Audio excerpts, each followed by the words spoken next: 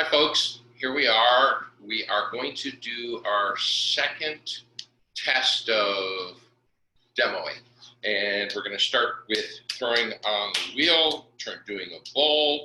What I'm struggling with is whether the videos are in sync with the audio. So that's sort of what we're doing. But I want to do a full-fledged throwing. That's a good camera angle. So as I'm coning this up, one thing to remember is I highly, highly recommend that when you get your clay ready, is do the conical wedge. So your ball of clay is already in a cone form. It really helps you from having to wrestle with the clay. So as I'm aging, I'm finding I have arthritic, orthopedic issues, and I do change my hand positions. So this hand position, I'm compressing inward with the left hand at 5 o'clock, counter pressure with the right hand, coning up.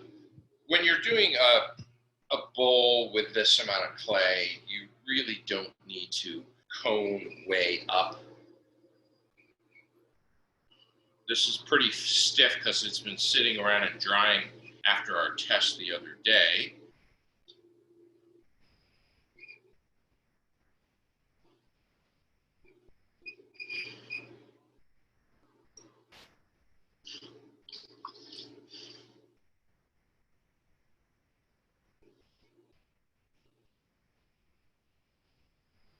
Okay, we're getting it pretty much on center. We're using the what I would call an altered pulling up. I don't have a name for that hand position because I usually do the double-headed bird, but on a stiffer piece of clay, I find that double-headed bird doesn't work as well.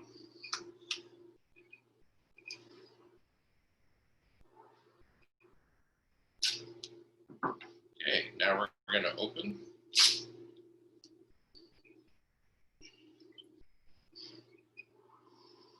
Now I'm going to use the double thumb opening technique.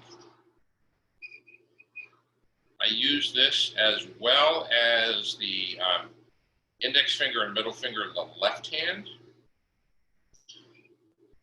It's important to have a concave curve on the interior wall versus a 90-degree angle at the interior shoulder with a vertical wall. So if you see what I'm doing now, I'm going to compress the bottom. And this is going to be for a rounded bottom, a rounded internal shoulder, rounded bottom bowl, and I'm just going to rock my fingertips back and forth, compressing clay platelets on the bottom of the pot. That's looking pretty good.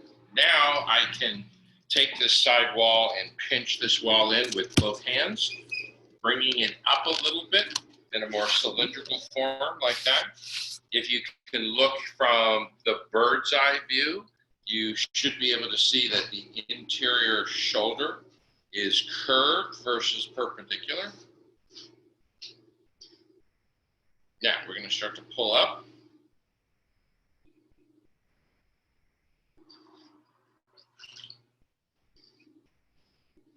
I'm using a variance of a hand position called the claw, and that's where I have the left thumb down here on top of the sponge connected to the right hand, and I'm squeezing this clay, pulling it upward, and in the mind's eye, you're pulling it inward slightly, and the reason I say that is generally this piece, when you pull clay vertically, because of the centrifugal force and you're weakening the wall as you go, generally the wall will be thrown outward versus cylindrical. And if you keep in your mind's eye that you are pulling upward and inward, you are overcompensating in your technique for the clay being spun outward centrifugally. Pull up a little more of that lower shoulder.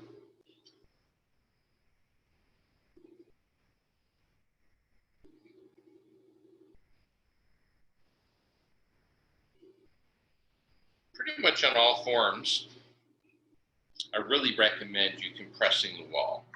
So I'm going to take a rubber green flexi rib, I'm going to hold it at a 45-degree angle. I'm going to push the clay out against the inward compressing rib, which takes the wet clay off the exterior, and it also compresses the clay platelets in the wall, giving the side wall a bit more structural integrity.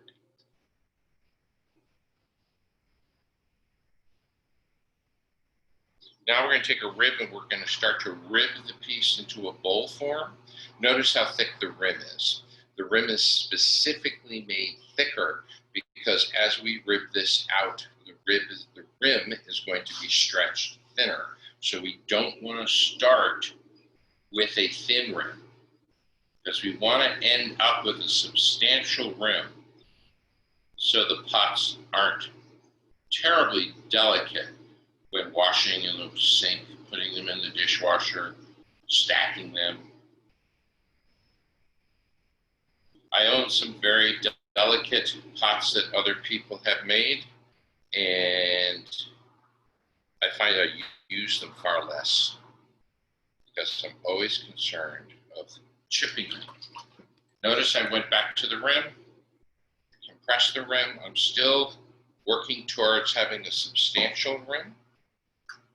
Now, when I rib, I take the left index finger, I put that just sub-rim, left thumb up, right hand holds the rib, this thumb is connected to this hand, and I rib my way down. Let's get that blob off the rim. There we go. So I'm going to go back to where I left off. You can see the little ridge. And I work that down for a nice, evenly curved and tapered interior wall. Right now I'm on the interior shoulder. I rib through it, and that curvature that we established when we compressed it is very evident now because you can see a beautiful interior curvature.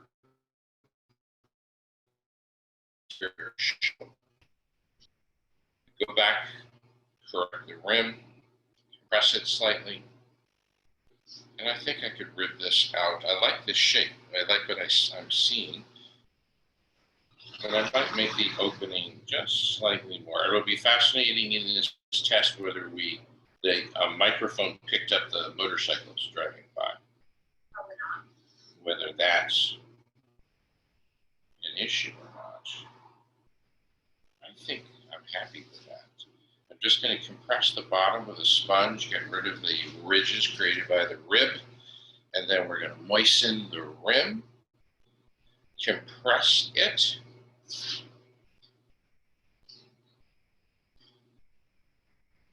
I like to flatten it just a bit. The reason I like to do this is because it gives the rim a surface area that we can actually have greater contact with our eyes in terms of the aesthetics. It is now a surface area to be contended with.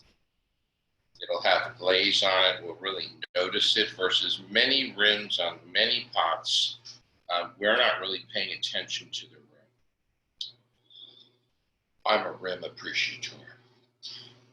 I like to look at my rim. I really like the interior curve. When we trim this, we're going to mimic the exterior curve to match the interior curve, and then we can get a nice, evenly trimmed wall. At this stage in the game, it's a good idea to undercut here. If I had the proper tool, I don't quite, maybe this one will work. Nope, that's not the right tool.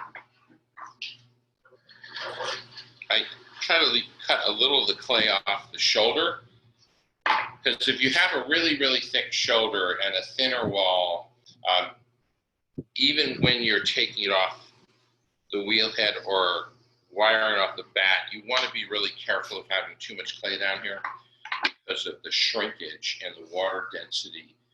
If the bottom shrinks significantly, this bottom 30% shrinks significantly slower because it's thicker, has more water than the sidewall.